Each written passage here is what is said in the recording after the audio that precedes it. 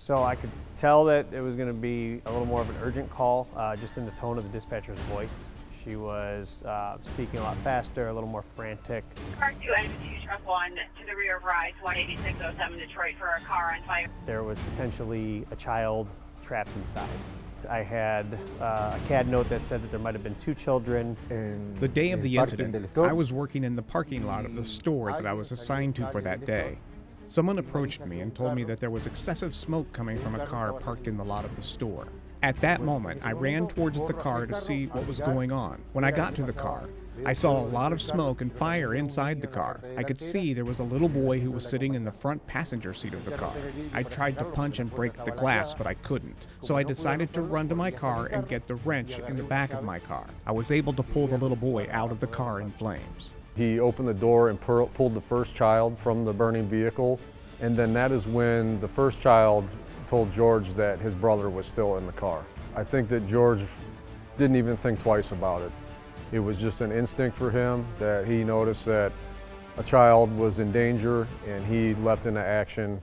I think it took him less than 10 seconds to return to his car, to get the tire iron and run back to the vehicle that was on fire to rescue the children. After I pulled the little boy out of the car, I proceeded to place him on a safe place away from the car on fire.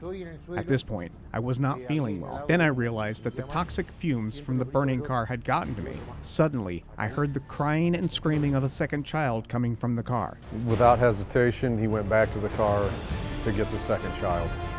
He opened every door, just searching for the child.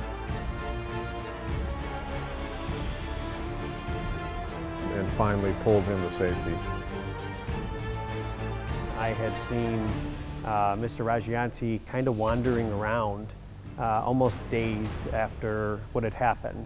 And I noticed that all the skin on his arms were burned and sloughing off.